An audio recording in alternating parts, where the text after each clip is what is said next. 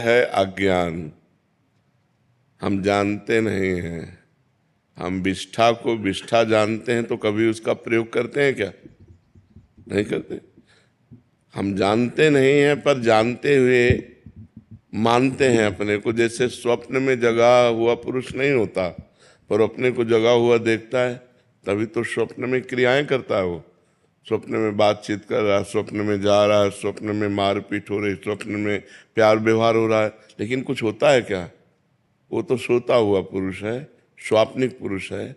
ऐसे ही अभी हम मोह निद्रा में सो रहे हैं और ये स्वप्न देख रहे हैं तो हमें लगता है हम जग रहे हैं।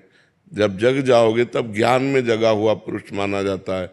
जिस समय तुम जग जाओगे तो असत वस्तुओं को मलवत बमनवत विष्ठावत त्याग दोगे। रमा विलास राम अनुरागी, तजत बमन जिम जन बड़ भागी। जैसे उल्टी को आप नहीं खाओगे, जैसे मल का प्रयोग नहीं किया जाता है, जैसे हम विष का प्रयोग नहीं करते खाने में, ऐसे ही हम अपने जीवन में गंदे आचरणों को, जिनको जानते हैं कि ये पाप कर्म है, वो कर्म हमसे होंगे ही नहीं। जब हम असलियत में जान जाएंगे तो ये जानना कब होगा?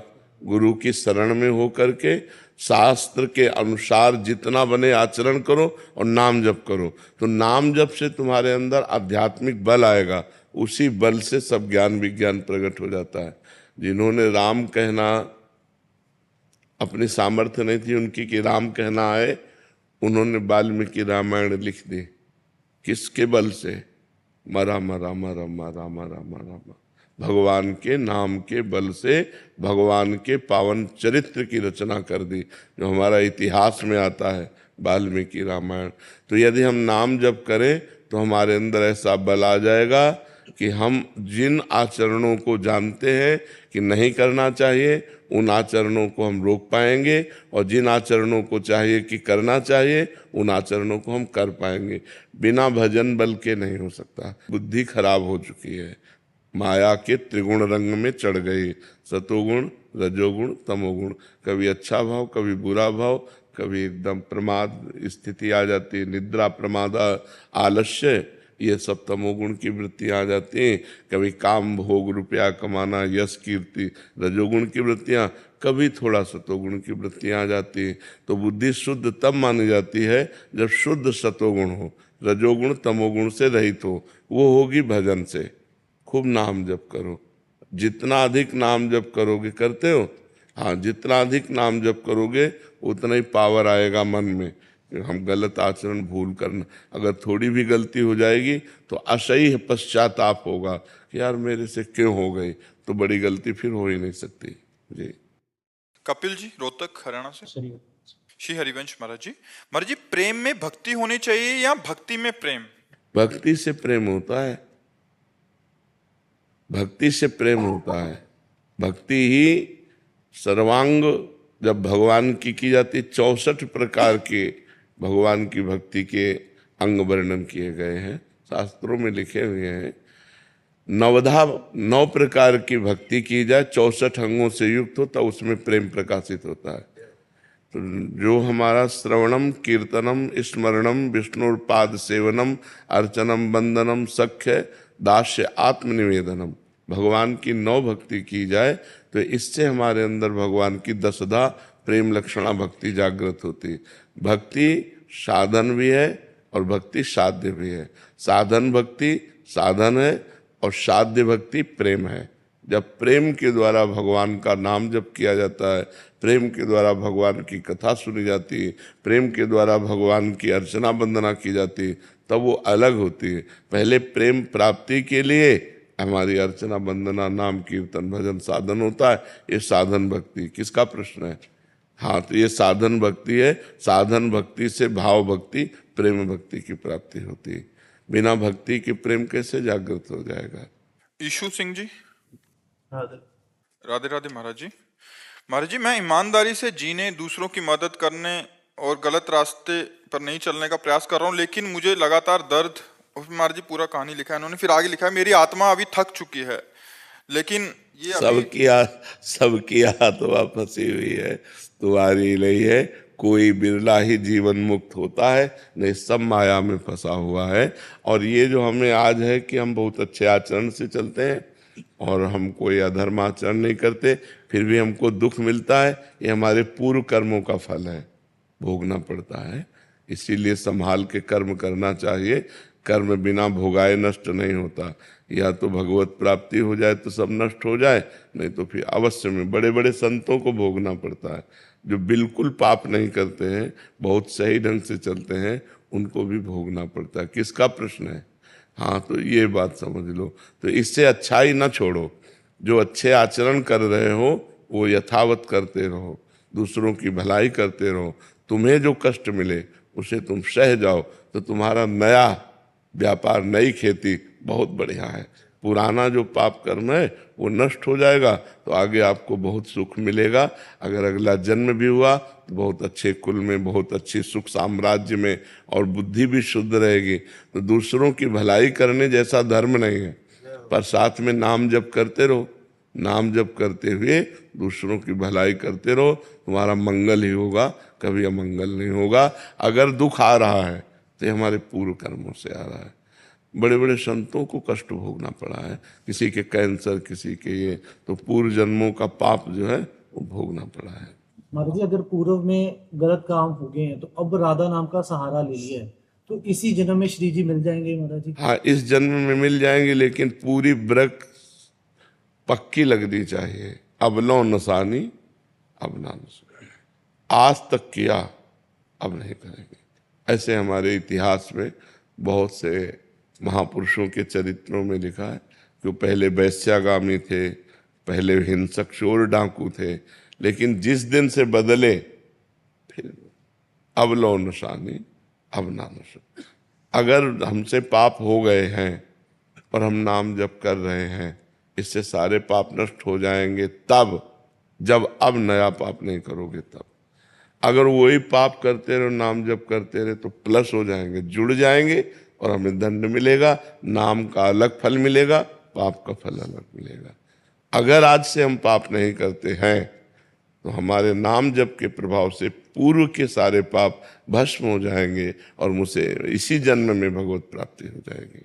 खूब डट के नाम जप करें, पर डरे, पाप कर्म से डरे। पाप एक अंधियारा है, एक दुख है, एक विपत्ति है, एक महान विघ्न है जो हम कर देते हैं, वो सुरक्षित जमा रहता है, फिर हमको दंड देता है। और जब दंड देता है तब हम अच्छे कर्म कर रहे होंगे, तो फिर हमें संशय होता है कि क्या अच्छे कर्म का फल दंड होता है क्या? लेकिन पूर्व का पाप का दंड आया, और अच्छे कर्म अब जो है वो आगे हमें सुख देंगे। जैसे गेहूं की फसल बो तो तुरंत थोड़ी काट लोगे कि एक मन गेहूं खेत में बिखेर दिया तो हम दूसरे दिन काट ले, नहीं, 6 महीना, 4 महीना, 5 महीना, 6 महीना में जब फसल आती तब उसी में वो 40 मन एकत्रित कर लेता है। ऐसे आज जो हम सत्कर्म कर रहे हैं वो आज हमको काटने को नहीं मिलेगा, आज हमको काटने को मिलेगी कल की फसल, आज की फसल आगे आएगी। ऐसा धैर्य पूर्वक सत्कर्म करते रहना चाहिए। अधीश राज सहरावत जी, मुंबई से।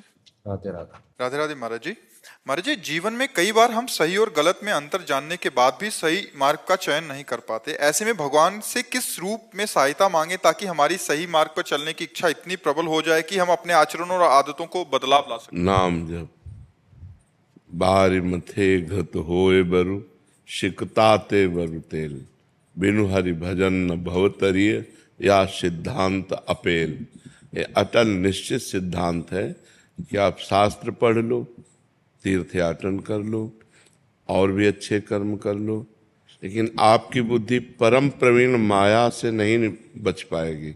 उससे बचने का उपाय भजन है। जब तक भजन जिसके जीवन में नहीं होता तो ज्ञान की बातें करता है, आचरण गिरे हुए ही करता है, वृत्ति उसकी संसार में ही रहती है।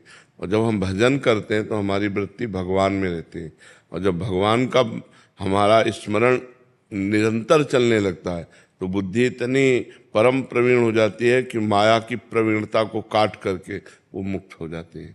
नहीं तो हम कहीं ना कहीं भोगों में फंसे हैं, कहीं किसी शरीरों की आसक्ति में फंसे हैं, कोई रुपए की, कोई नशे की, वह पूरे संसार को फंसाए हुए हैं। अगर बच सकता है बारी मथे घत होए बरु, शिकता तेवर तेल। कह रहे हैं भले असंभव में संभव हो जाए, जैसे बालू पेलने से तेल असंभव है, लेकिन बोले शायद हो जाए। जैसे पानी मथने से घी असंभव है, पर कहते शायद ऐसा हो जाए। लेकिन बिना भजन के इस संसार से नहीं तर सकते। इसलिए भगवान का जो परम प्रिय नाम गुरुदेव ने दिया हो या जो अपने को प्रिय लगता हो, खूब नाम जप करें।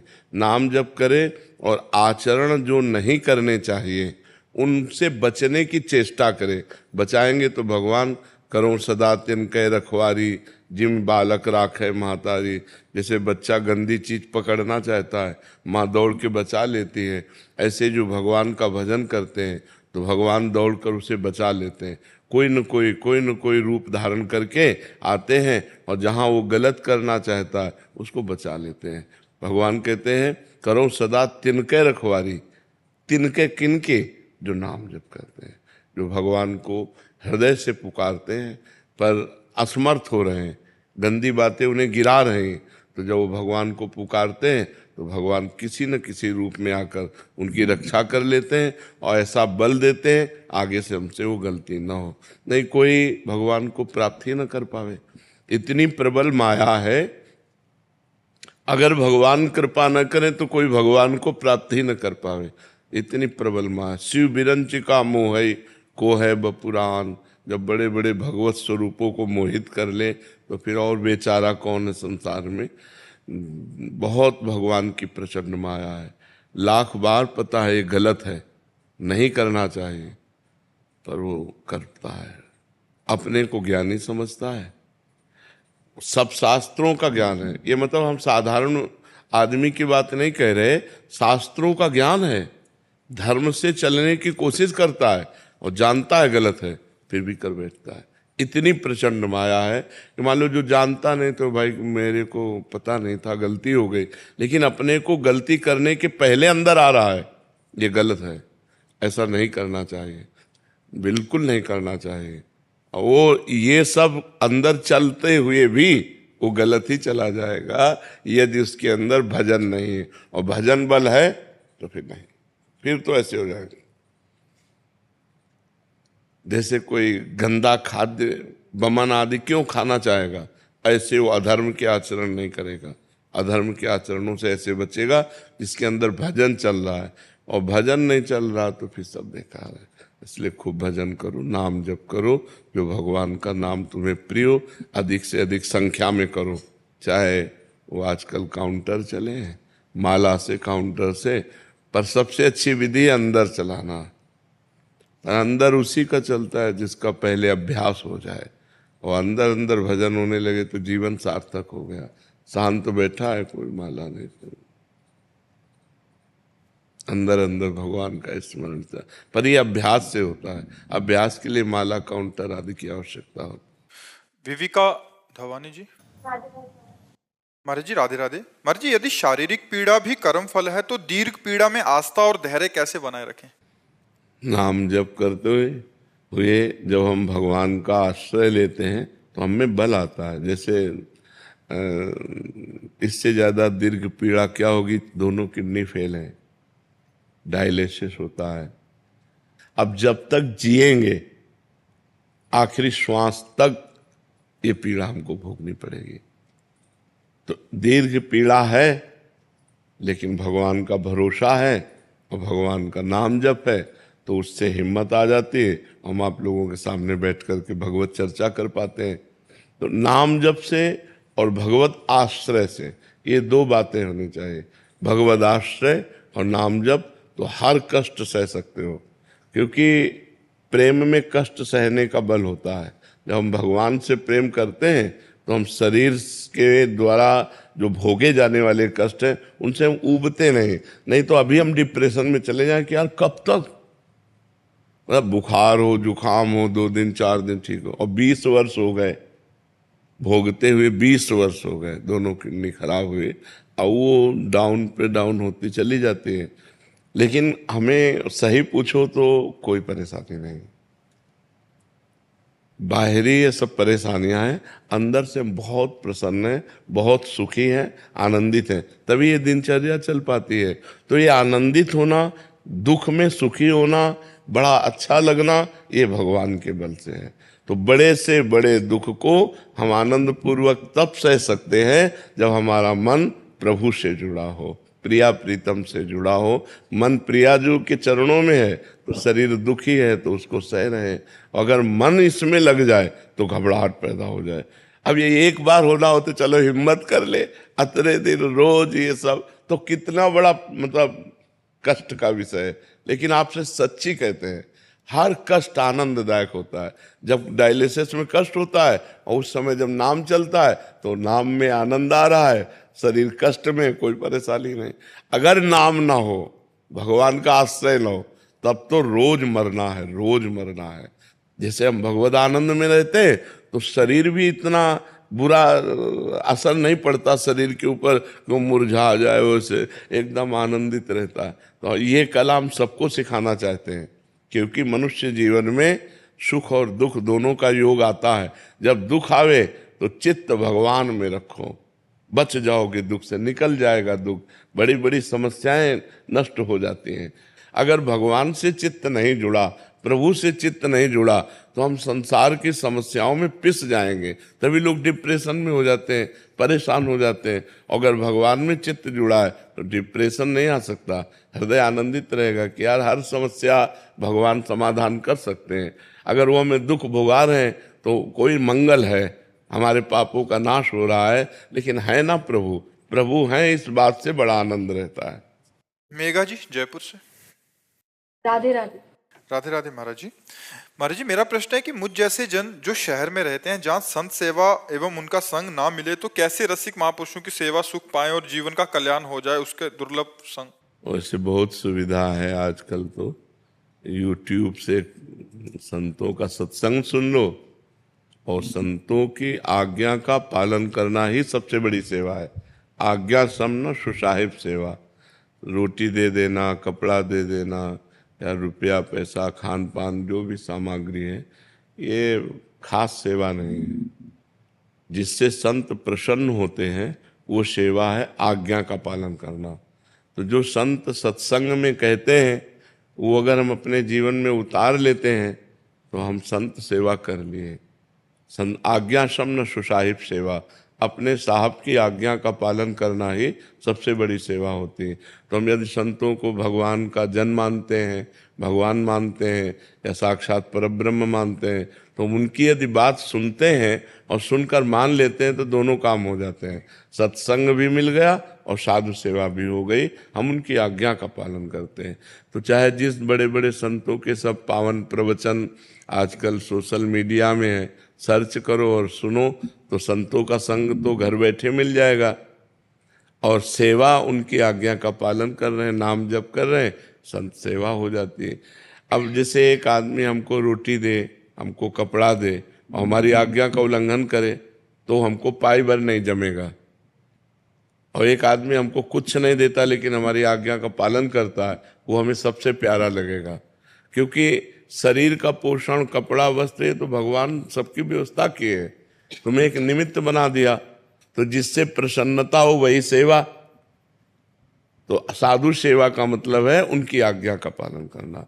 और साधु संग अगर हम मोबाइल पे भावना करें कि साक्षात सामने बैठे हैं, मान लो मोबाइल को रख के हम सुन रहे हैं, तो बिल्कुल वैसे ही फल मिलेगा जैसे आप सामने सुन रहे हो, ऐसे ही फल मिलेगा। कितने ऐसे लोग हैं, हजारों लोग जो हमसे अभी भी नहीं मिले लेकिन आचरण सुधर गए, आचरण सुधार लिए। तो मोबाइल से ही तो सुधरे ना, मोबाइल से सत्संग सुना और अपने आचरणों को सुधारा। बड़ी अच्छी, कई लोग ऐसे आते हैं कि मैं 2 वर्ष से आपको सुन रहा हूँ और फिर अपने आचरण बदल दिए, अब नाम जप कर रहा हूँ, आज मिलने को मिला। मतलब सुधार 2 वर्ष से शुरू हो गया और मिले आज आकर के। तो मोबाइल ने तो सुधार किया, मोबाइल से सुना, अपने आचरणों को सुधार किया। तो हमें लगता है मोबाइल आदि यंत्रों से सत्संग सुन ले और उनकी आज्ञा का पालन करें, यही साधु सेवा है और सबसे बड़ी यही सेवा है, और इसी पे टिकना चाहिए। ज़्यादा देखो, संत मिलना बड़ा मुश्किल है। छल कपट दंभ पाखंड इसका बड़ा विस्तार है। अगर कहीं आपको संत वेश में पाखंड मिल गया तो आपकी तो श्रद्धा चौपट हो जाएगी। नहीं चौपट हो जाएगी कि यार ऐसा, तो हमें लगता है वचन सुनकर आचरण में उतारना ये सबसे बढ़िया बात रहेगी। दूर से वचन सुना और कभी वृंदावन आए या कभी हरिद्वार कहीं तीर्थ यात्रा में गए, अपने पास 150 रुपये हैं तो किसी संत को अपना दे देते हैं, सेवा दे देते हैं, वस्त्र दे देते हैं, भोजन दे देते हैं। साल 2 साल 4 साल में कभी ऐसा, तो वो भी सेवा बन जाएगी जब कभी अवसर आवे। बका संतों को यही चाहिए कि आप उनकी आज्ञा का पालन करें और आप सुखी रहें, आप भजन करके आनंदित रहें। जी। काव्य पालीवाल जी उज्जैन से। श्री हरिवंश। महाराज जी, वेदों में अग्नि की अद्वितीय महिमा का वर्णन है। महाराज जी, दास के मन में जिज्ञासा है कि उस अग्नि को शरीर के अंदर किस प्रकार अनुभव किया जाए, कृपया मार्गदर्शन। भगवान सबके अहम वैश्वानरो भूत्वा देहिनाम प्राणिमाश्रिता, भगवान ने कहा नहीं मैं सबके अंदर वैश्वानर अग्नि के रूप में विराजमान हूँ, तो भगवान ही तो सब रूप में विराजमान है। चाहे वो अग्नि के रूप में इंद्रियाणाम मनस्यास्मि, इंद्रियों में मैं मन हूँ, वही सब है। मैं ही पंचभूत हूँ, मैं ही त्रिगुण हूँ, मैं ही पंचभूत और त्रिगुण से परे हूँ। तो भगवान ही सब रूपों में है। चाहे अग्नि रूप में मानो, चाहे वायु रूप में मानो, चाहे आप जल रूप में मानो, चाहे आकाश रूप में मानो, चाहे पृथ्वी रूप में मानो, पंचभूतों के रूप में भी भगवान है। जैसे भगवान ने वर्णन किया अष्टधा प्रकृति का, जो अपरा प्रकृति है और परा प्रकृति दोनों भगवान के स्वरूप हैं। तो अष्टधा प्रकृति में ये सब आता है, जल अग्नि वायु आकाश पृथ्वी मन बुद्धि अहंकार, ये सब भगवान ही है। सब भगवान मैंने खूब नाम जप करो और भजन करो और शरीर में अनुभव करो, हृदय में भगवान ही साक्षात बैठे हैं। यहाँ जो भगवान शास्त्र शीर्षा पुरुषा शास्त्र साक्षात शास्त्रपात सभूमि ग्वंग सर्वतस प्रत्वा त्यतिष्ठत दशांगुलम, नाभि से लेकर ऐसे नापो, ये हृदय देश 10 अंगुल में जो स्थान नाभि से पड़ता है उसे हृदय देश है। त्यतिष्ठत दशांगुलम, यहाँ भगवान विराजमान है। तो स्वयं भगवान विराजमान है, तो सब रूपों में भगवान तो विराजमान है ही है। जी। दिव्यांशु रंजन मिश्रा जी। राधे महाराज जी। राधे राधे महाराज जी। महाराज जी, मैं कोई बहुत भजनानंदी नहीं हूँ। मुझे सपने में कुछ महीने पहले राधा रमन जी के दर्शन हुए थे। वो मंदिर के विग्रह से निकलकर मुस्कुराए और मेरे पास आए। महाराज जी, क्या इसे भगवत साक्षात्कार कहते हैं? नहीं, इसे भगवान की कृपा कहते हैं कि मंगलमय भगवत स्वरूपों के दर्शन होना, संतों के दिव्य संतों के लेकिन भगवत साक्षात्कार से नहीं। भगवत साक्षात्कार जीवन मुक्त हो जाओगे उसी दिन से। काम क्रोध लोभ मोह मद मत्सर इन सब से मुक्त हो जाओगे। शरीर का कोई राग नहीं रहेगा, हृदय परमानंद में लबालब भरा रहेगा, कोई चाह नहीं, कोई शोक नहीं। ये भगवत प्राप्ति के ब्रह्मभूता प्रसन्नात्मा न शोचति न कांक्षति समः सर्वेषु भूतेषु मद भक्तिम लभते पराम। पराभक्ति का स्वरूप होगा ब्रह्मभूत हो जाना, स्वयं भगवत स्वरूप हो गए। जैसे लोहा कभी सोना नहीं बन सकता, वह पारस के स्पर्श मात्र से सोना बन गया।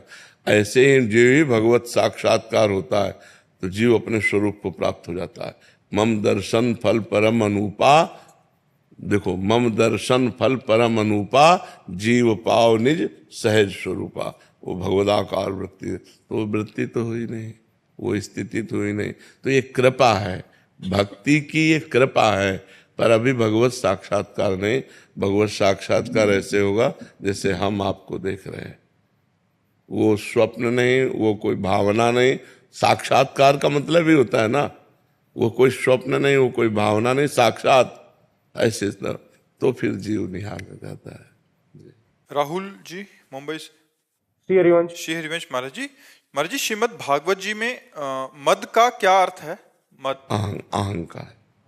अहंकार बोले तुम्हें विद्या मद है, विद्या का बहुत मद है। बोले धन का बहुत मद है। तो मद अभिमान घमंड ये सब एक ही शब्दों के पर्यायवाची है। जैसे जल वारी तोय पानी तो बात एक ही हुई ना, बहुत मद, इस शास्त्रीय शब्द में मद है, अभिमान है, घमंड है, उसी बात को कहते हैं कि जो काम क्रोध लोभ मोह मद, मद का मतलब अहंकार होता है। मत्सर, ये 6 दोष बताए गए, काम क्रोध लोभ मोह मद मत्सर। हाँ, काम क्रोध मद मान न मोहा, लोभ न क्षोभ राग न द्रोहा। तो मद का तात्पर्य है अहम, अहंकार आना। बोले बड़ा अभिमानी है, इसको शास्त्रीय भाषा में जब बोला इसे विद्या का मद है, इसे धन का मद है, मतलब धन का घमंड है, धन का अहंकार है। ऐसे मद शब्द का मतलब अहंकार से है। दर्शन जी अहमदाबाद से। राधा वल्लभ श्री हरिवंश महाराज जी, अगर साधक भगवत प्राप्ति के मार्ग पर चलना चाहता है और पत्नी भी उसकी सहायता कर रही है, तो क्या बच्चे करना जरूरी है महाराज जी? क्योंकि कई बार अगर होना होगा तो हो जाएगा, नहीं होना होगा तो कितने ऐसे दंपति हैं जो लाखों करोड़ों रुपए लगा चुके और उनके संतान नहीं हो रही। तो संतान भी एक योग होता है, आप उसके कर्ता थोड़ी हैं। अगर आपकी 4 संतानें होनी है तो होनी है, नहीं होनी है तो आप चाहे जितना डॉक्टर को दिखा लो, रुपया लगा के दवा ले लो, नहीं होने वाली। बहुत से ऐसे करोड़पति अरबपति लोग हैं जिनके रुपया की कमी नहीं और डॉक्टरों के संबंध की कमी नहीं, लेकिन संतानें है ही नहीं, लाख उपाय कर लिया। तो हमें लगता है कि भगवान के विधान को मानना चाहिए। अगर भगवान, हो सकता है जैसे आप भक्ति मार्ग में चल रहे हैं, आपकी पत्नी भी भक्ति मार्ग में, तो कोई महाभागवत पुत्र पैदा हो जाए, कोई राष्ट्र को प्राण समर्पित करने वाला वीर पैदा हो जाए, तो हमें निषेध नहीं करना चाहिए। अगर भगवान का विधान है कि 2 संतान उत्पन्न हो और आप उनकी सेवा करते हुए नाम जप, तो भगवान की सेवा बन जाएगी। तो हमें इस पर ज़्यादा विचार नहीं करना चाहिए कि हमें संतान करना है या नहीं करना। ये तो विधान पहले से हो गया। नहीं होना है तो तुम्हारे दोनों के मन में आ जाएगा कि अब हमें करना ही नहीं है, वो आ जाएगा, क्योंकि होना नहीं है। अगर होना है तो हो जाएगा, संतान हो जाएगा। 18 वर्ष ब्याह के बाद संतान होते हैं। 18 वर्ष ब्याह कर किए हो गए और संतान योग बना जाके 18 वर्ष बाद। लास्ट की बहन के लिए थी था जी, सारी रिपोर्टें नॉर्मल थी दोनों की, हस्बैंड की, वाइफ की, और 18 साल बाद। हाँ, तो वही कह रहा हूँ कि 18 वर्ष बाद संतान का योग होता है। तो जब योग होता है तभी होता है, और योग नहीं होता तो फिर अपने बस की बात थोड़ी। अपने तो एक चिड़ैया नहीं बना सकते, फिर मनुष्य के एक रोम गिर जाए ना, रोम तो हम दोबारा लगा ले सकते, फेविकोल से थोड़ी देर जोड़ दे, वो बात अलग है। तो हम संतान क्या पैदा कर पाएंगे? वो भगवान का योग होता है, अगर वो योग होगा तो है। ऐसी भावना है कि पहले भगवत प्राप्ति, बाकी जो भगवान नहीं। इसमें ये बात सोचना है कि मेरा लक्ष्य है भगवान की प्राप्ति। अब अगर भगवान की प्राप्ति संतान उत्पन्न होकर उसकी सेवा से होनी है तो भगवान उससे करवा लेंगे। बात समझना है, भगवान के ऊपर जो हम छोड़ देते हैं, देखो भगवत प्राप्ति ऐसे नहीं होती कि ये सब छोड़ दो और भगवत प्राप्ति ऐसे करने से होती है। क्या केवल वेश रखने से भगवत प्राप्ति हो जाती है, या गुफा में रहने से भगवत प्राप्ति हो जाती है, या फलाहार करने से भगवत प्राप्ति हो? हम सबकी काट करके आपको बताते हैं। देखो कितने ऐसे अजगर हैं जो गुफाओं में पड़े रहते हैं, कितने ऐसे जीव जंतु हैं, क्या उनको भगवत प्राप्ति हो जाती है क्या? कितने ऐसे जीव हैं जो केवल जलपान करते हैं, कुछ खाते नहीं, केवल जल पीते हैं, जलचर जीव। कितने ऐसे पक्षी हैं जो केवल फल खाते हैं। भगवान की प्राप्ति केवल भगवान के भजन से होती है। ये सब क्रियाएं सहयोगी हो सकती हैं, लेकिन इनसे भगवान की प्राप्ति नहीं होती। देखो चक्रवर्ती सम्राट महाराज अम्बरीश जी थे, उनकी रानियां थी, पुत्र थे, सब परिवार था।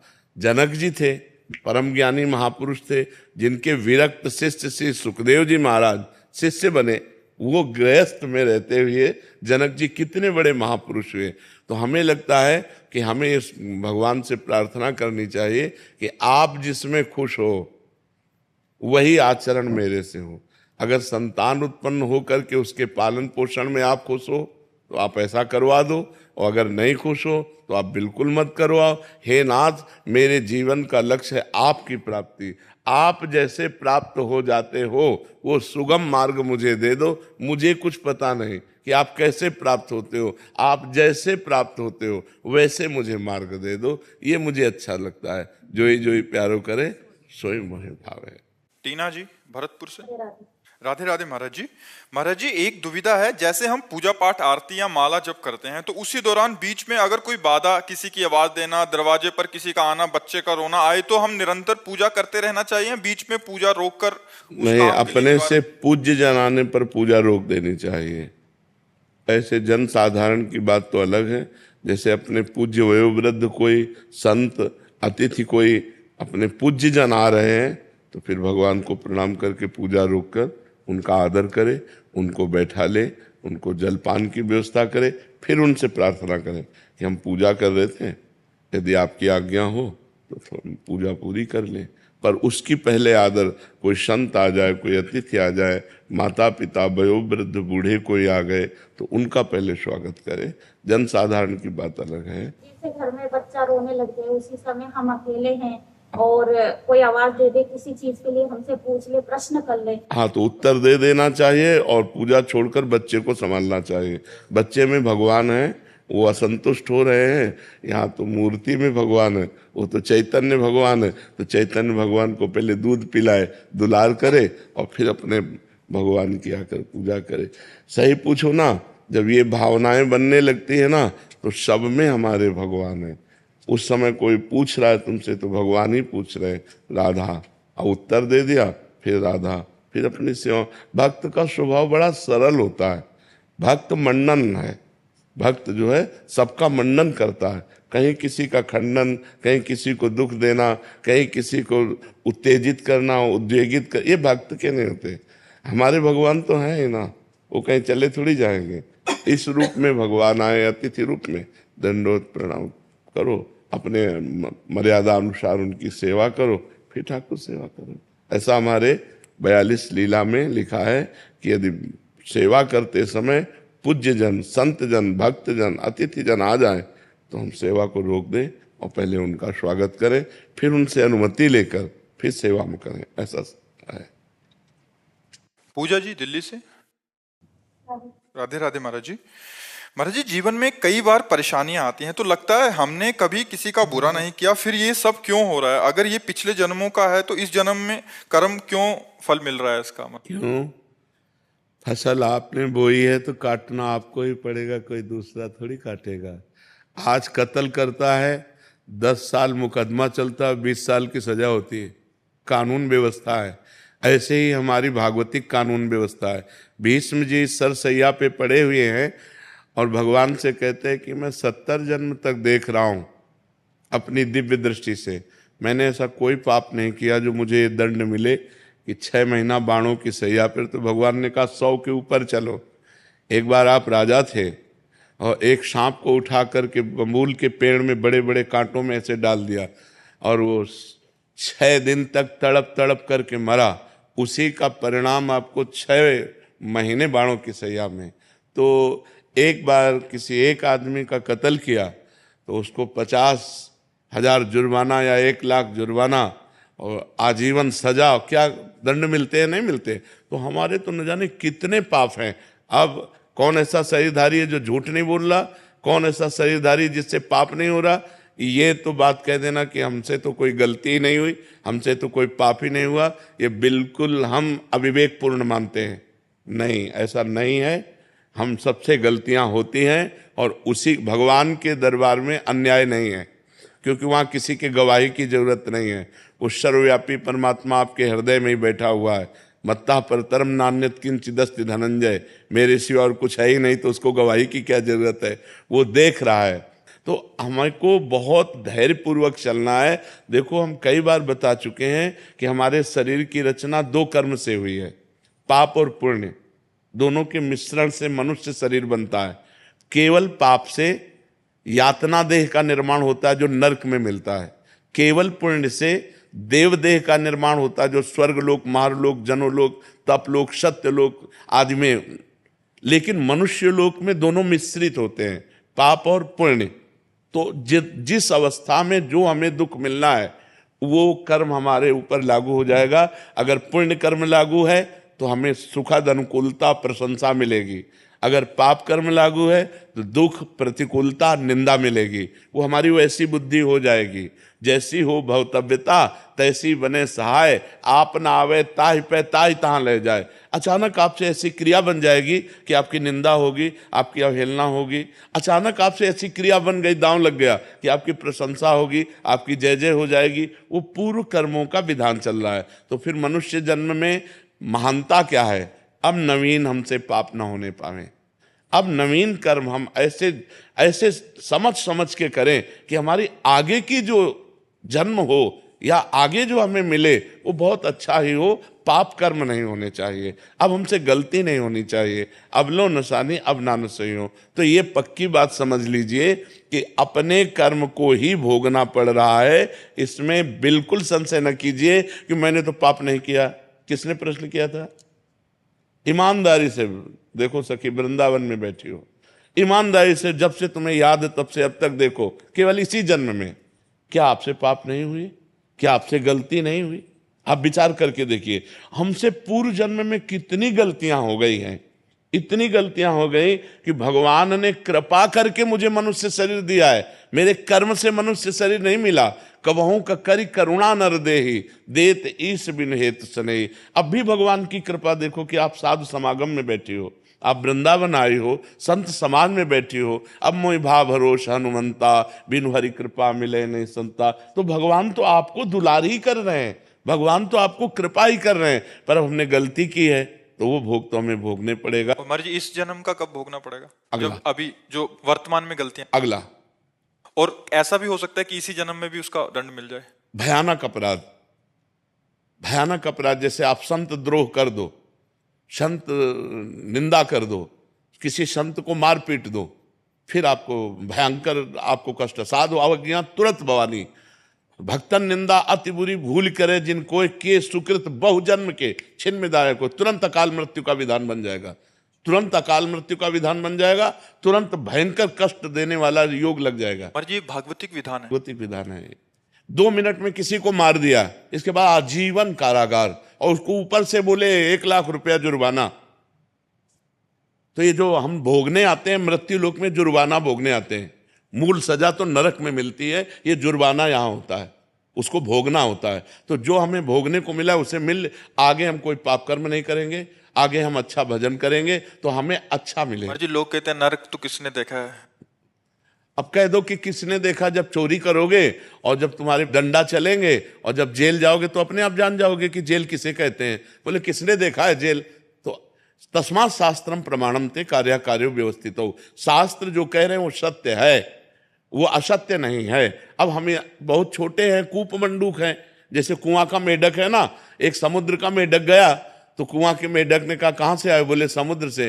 बोले तुम्हारा समुद्र कितना बड़ा है? इधर से इधर उछला कुआं का मेढक। बोले इतना बड़ा है? बोले नहीं। बोले इतना बड़ा है? बोले नहीं। बोले जिंदगी भर तू उछलता रहे तो भी तू समुद्र की था नहीं पा सकता।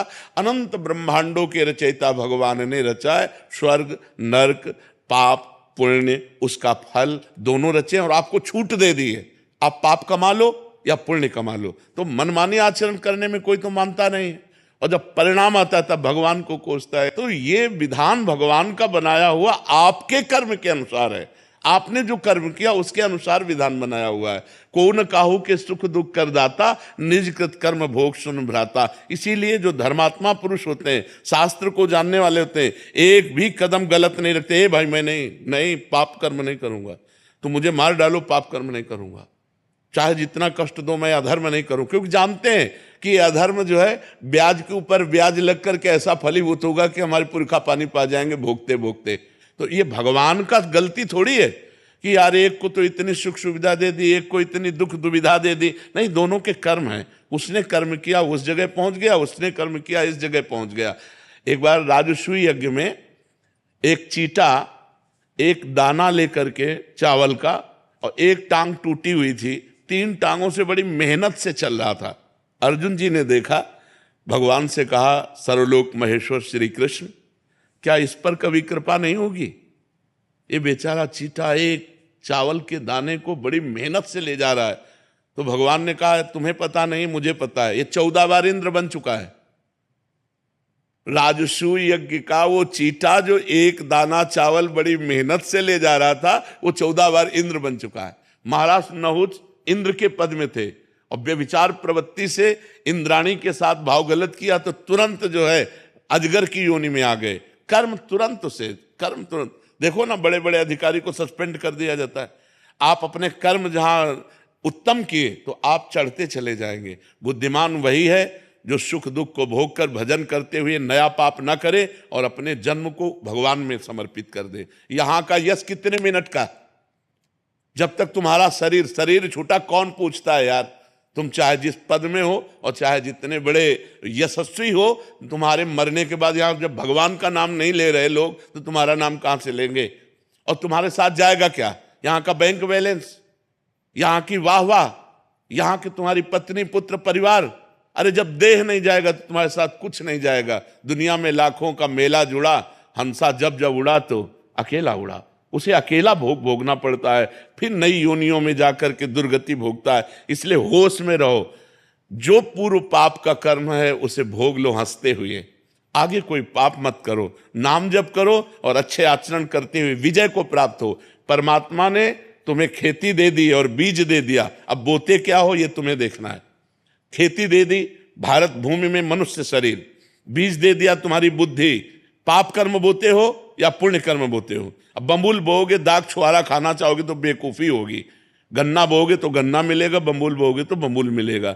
अवश्य में भोक्तव्यम कृतम कर्म शुभाशुभम। या मनमानी आचरण करते हैं, इसके बाद भगवान को दोष देते हैं। नहीं भाई, बहुत संभल करके करो, फिर देखो आपको आनंद आता है कि नहीं। हम अंदर की तुम्हें बात कहते हैं। यदि तुमसे पाप कर्म ना हो तो आप देखो आप सुख में ही डूबते चले जाओगे। लेकिन मनमानी आचरण करते हो, पाप करते हो, जब उसका दंड आता तो भगवान को कोसते हो। भगवान एक सर्व समर्थ पिता है जो तुम्हें दे दिया, अब तुम उसका वर्ताव क्या करते हो अपनी श्वासों का, अपनी बुद्धि का, ये तुम देखो। अपनी श्वासें और बुद्धि गंदे कामों में लगाओगे, बोले सफाया करवा दिया, गर्भ गिरा दिया। अरे इतनी हमारे वैज्ञानिकों ने व्यवस्थाएं रखी है कि आप वहां तक पहुंचो ही मती। जब गर्भ आ गया है तो उसको नष्ट करो ही मती। वो भगवान का जीव अंश है, अब आप उसकी हत्या करोगे, उसका दंड मिलेगा कि नहीं मिलेगा? और जब दंड मिलेगा बोले हमने तो कोई पाप किया नहीं। पराये पुरुष से व्यभिचार करोगे, हमने कोई पाप नहीं किया। पराई स्त्री से व्यभिचार करोगे, हमने कोई, हमारा शास्त्र कह रहा है ये व्यभिचार है, ये पाप है। जिस स्त्री को स्वीकार करे आजीवन उसी पर ही अपने जीवन को निर्धारित रखे, किसी दूसरी स्त्री से सहवास न करे। एक स्त्री जिस पति को स्वीकार करे उसे भगवान मान करके आजीवन निर्वाह करे। ये हमारे भारत की पद्धति है। हमने कभी डिवोर्स नहीं सुना पीछे, ये अभी चला है। ये जो गर्लफ्रेंड बॉयफ्रेंड इन्हीं के बाद ये चला है। नहीं, हमने कभी डिवोर्स नहीं सुना। हम अपने बचपन में कभी ये नहीं सुना कि उनकी पत्नी ने उनको डिवोर्स दे दिया या उनके पति ने, कभी नहीं। आजीवन संबंध निर्वाह करना ये हमारे भारत की पद्धति है। भारत है, विदेश नहीं है कि आज इसके संग कल उसके संग, ये नहीं। यहाँ धर्म की मर्यादा है। ये परम पवित्र देश है जहाँ गंगा यमुना और रामकृष्ण के अवतार होते हैं, वो ये पवित्र देश है। तो ये हम कभी भगवान पर आरोप न लगाएं कि उन्होंने हमें दुख क्यों दिया, संकट क्यों दिया। ये हम आपसे प्रार्थना करते हैं कि आप ऐसा मत सोचिए। आपका ही किया हुआ कर्म परिणाम आपके सामने आता है।